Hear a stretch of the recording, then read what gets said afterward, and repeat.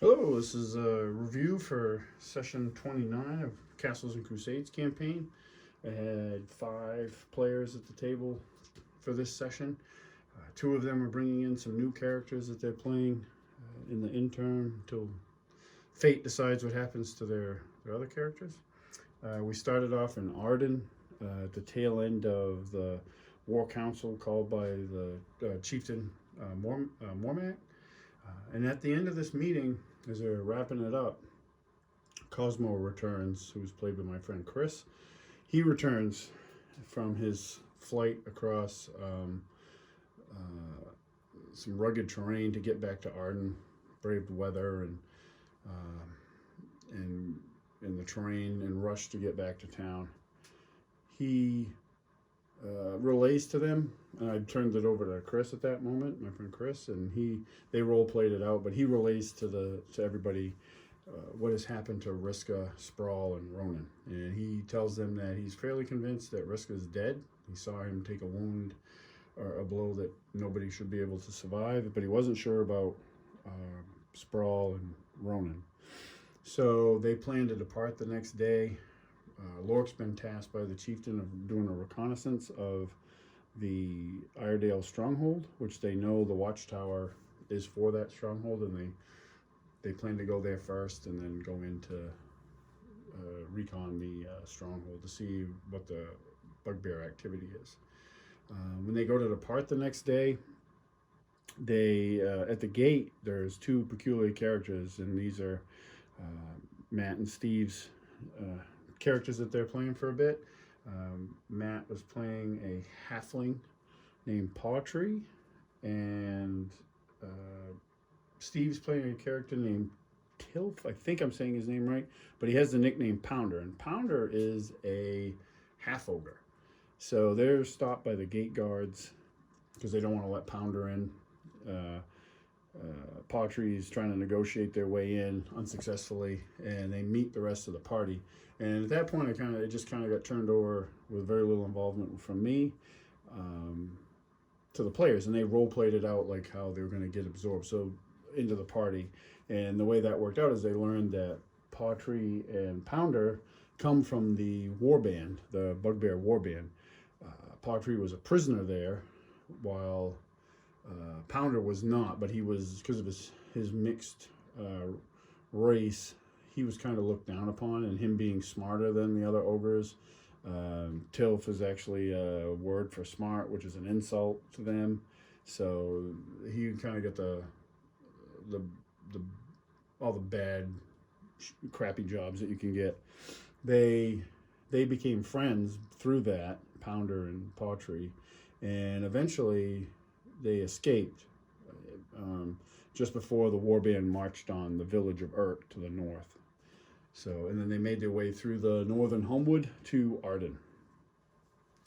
So they end up getting absorbed into the party, and they depart. And it takes a couple days to reach the tower. They do so without any incident. But when they get close, they decide to take a bit of a stealthy approach. So Lork has a contingent of the Wolves of Arden assigned to him. He sends them on like a flanking run, while he and Cosmo plan to sneak up on the tower. Before they do that, though,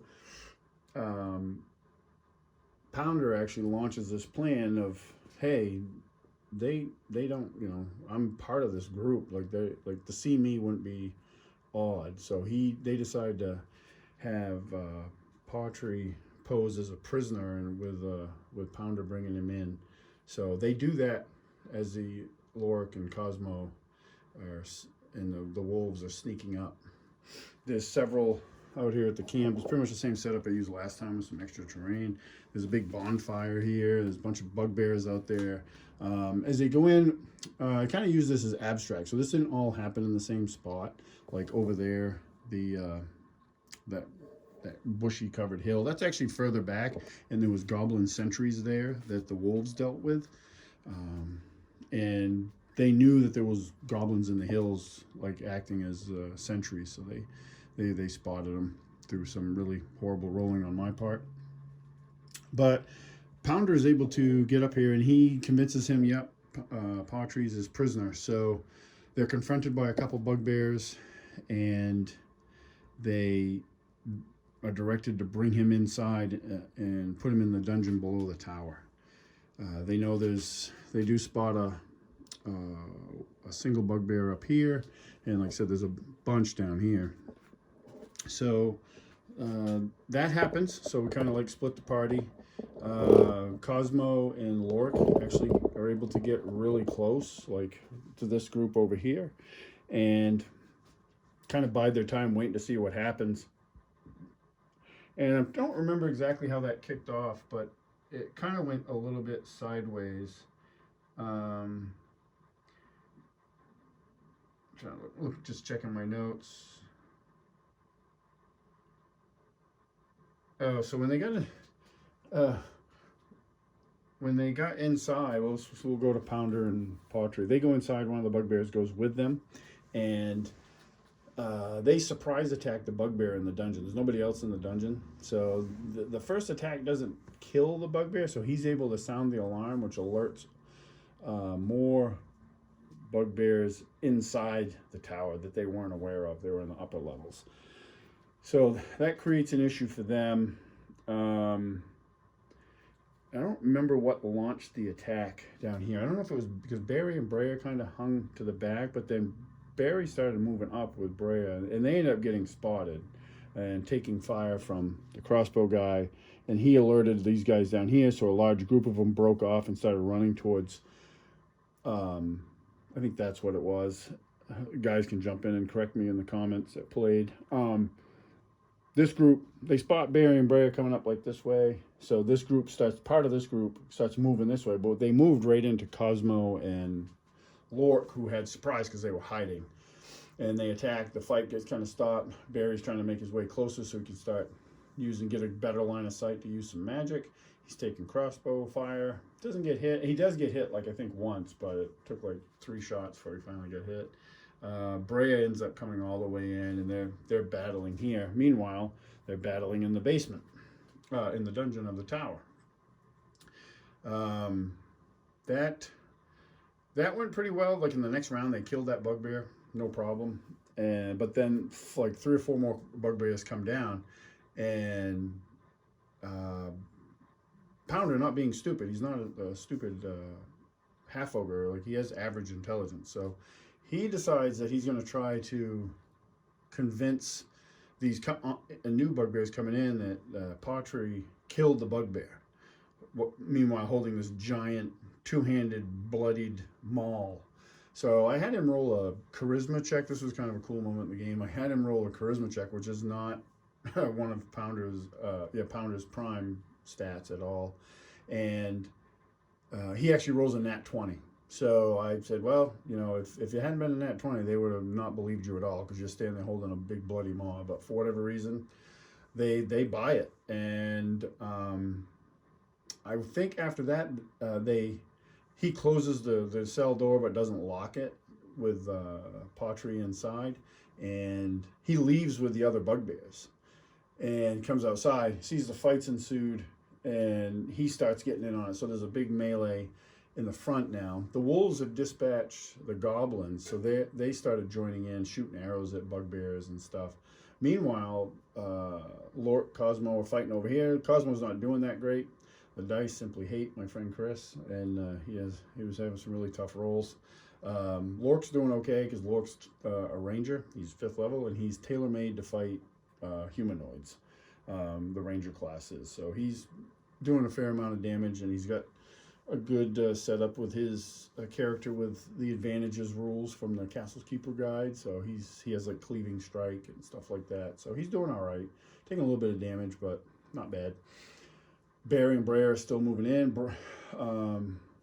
Pawtree inside decides to go upstairs, and he wants to explore the rest of the tower after the bugbears left. Well, when he goes upstairs, he finds one room, which was basically the room where they slept. There's all sorts of hay and straw out and stuff. And he steals a goblin short bow and a quiver of arrows that he sees because he wanted a bow. And he didn't really have much for equipment because he he was a prisoner and then fled. So he had like a cudgel, and that was about it. And he was never allowed inside Arden, so he didn't get to resupply.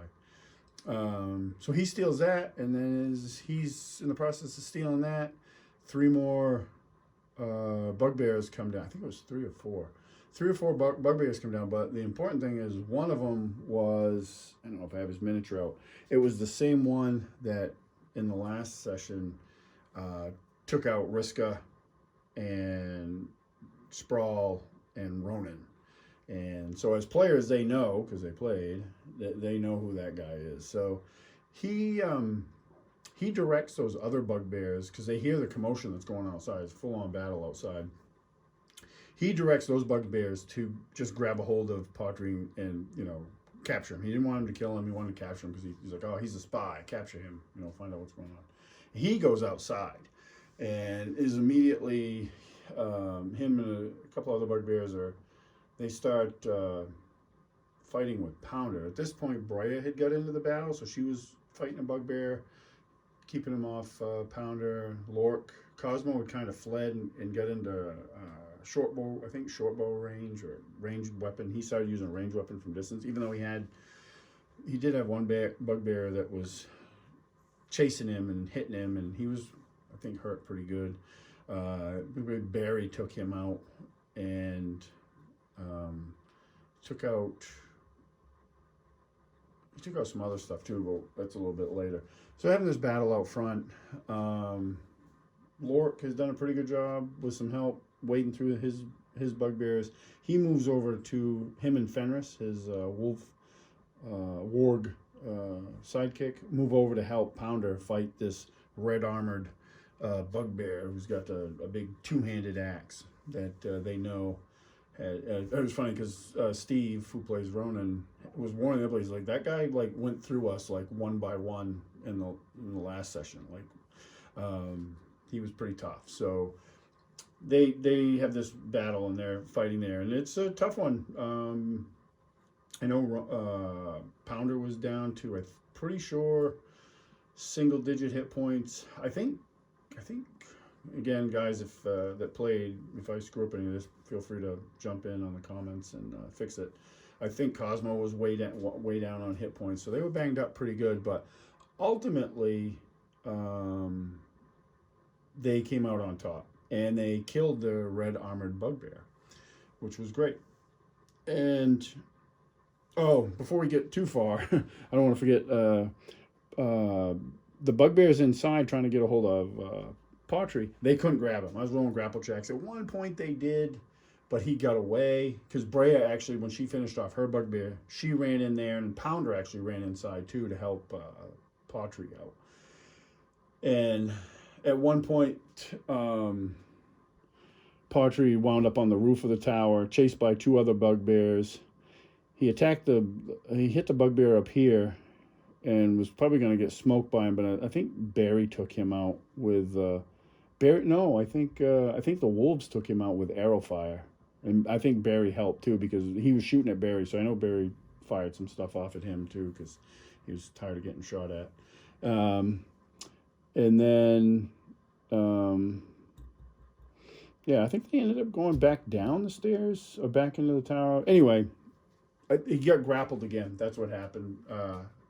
Pawtree got grappled again. They were dragging him back downstairs, and then they were met by Pounder and Brea, and they made those two, with the help of Pawtree, who was able to actually escape his grapple.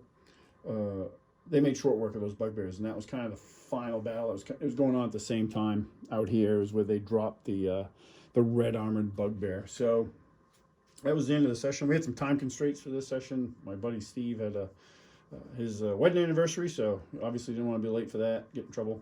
So we cut a little bit short. It was perfect, really, though, because it's set me up really well for. We have our gaming weekend coming up next month, the beginning of the next month, and I'll be running a session on January 6th. It'll be a long session. I'm planning to do 8-hour session for the whole day. This terrain over here is actually part of it. I had it set up and I had it ready to go, but I really didn't think they would get that far, but I wanted it ready in case they did. But that's just now stuff I'll use next month. Good session. They didn't find any sign of they're missing friends. They the red armored bugbear. He did have Sprawl's magic shield. He had Ronan's magic short sword and one of the daggers that they had found in the previous session, which also turned out to be magical. Barry cast Detect Magic, and they got a pretty good haul off this. I think this is one of the first bigger magic hauls that I've given out. The red armored bugbear, his armor was very distinctive. It was magical. It turned out to be +1, I think, +1 steel breastplate, but there's a history behind it, and it's a part of an old empire to the north called the Eldani Empire, and that armor is like that's from them. So that was kind of significant. His axe was magical, and the dagger that he had taken off Ronan was also magical, along with Ronan's sword and Sprawl's shield. So they collected all that stuff. There was a fair amount of loot, which was good because they hadn't had really good loot drop in probably, I don't know, 3-4 sessions because it just didn't shake out that way. There was one session where they actually destroyed the loot that was there by burning the building down that they were dealing with. So this was a good little bump for them. Lork was part of this session.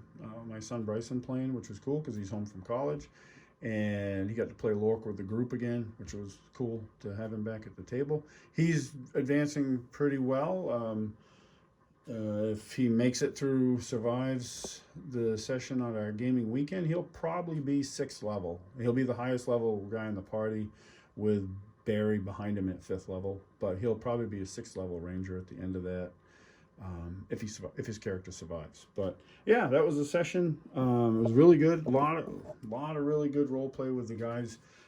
Chris playing Cosmo, bringing in all this information that had happened in the previous session, and just Cosmo's demeanor anyway, which was always funny because he's lazy. There was a talk when they were coming up to the tower, like they had Barry's cart. A wagon. It's not a cart, it's a wagon driven by a bunch of oxen. It actually has a 2-man crew that operates it. Barry wanted to keep that well out of harm's way, which is understandable. And he was going to park I don't know, I think he said 5 or 6 miles away. And it was the reaction from Cosmo was awesome because he didn't really want to walk that far. And I think they ended up parking a little bit closer, but they still had to walk a ways. But it was just funny. It was great role play with the group. They did a great job bringing in their new characters. They're all very distinctive. You'd imagine a big giant half ogre being completely stupid, and he really isn't. He's not he is a barbarian. Barbarians don't have the rage ability like they do in other editions of the game. They have some other cool abilities which he did use during the game, which was great. Then out of the blue, he rolls a nat 20 on a charisma check, which isn't even a prime. So that was a really cool moment. That was fun. There was a chest that they found inside the tower that was full of coin because in this country around the tower, there's all these old burial tombs and stuff. So one of the things that's been going on is the bugbears have been raiding that stuff and collecting it. And so they found a bunch of it. And the neat thing about it was the chest was locked, so Cosmo was able to open it, made a really good successful check, which was great because it got him into the chest and got him into a bunch of loot. So that was really good.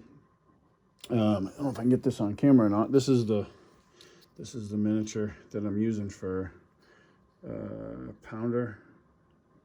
I finished painting it the other day. I don't remember who actually made it, but it was good. Been on my painting desk forever and half finished, so it was good to get it done. But yeah, so that's session 29. Campaign's going great. We'll have session 30 on our gaming weekend. Like I said, that's going to be a long session. I'll have to figure out how I do the review for that. I may split it in 2 or just do a long-winded one video. I don't know. We'll have to see. It'll be kind of on the spot because I'll end up doing it the same day that we play. I'll have to do it that night after we play because the next day we're switching to one of the other players. Chris, he runs games for us, so he's going to be running the game the next day. So he's going to need all the table space. So I'll have to do my whole thing that night. So it'll be interesting to see how it shakes out, but we're looking forward to it. It's our 8th annual gaming weekend. We've been doing it for the last 8 years. Every year we get together for 3 days and just play games and have a good time and pretend we're kids again. So it's great. But I appreciate everybody watching the videos and the comments I get, which are great. I really appreciate them. I try to respond to all of them. And I'm appreciative of people taking the time to watch the videos and even comment on them. So that's great. Thanks. And I will catch you guys at the next one.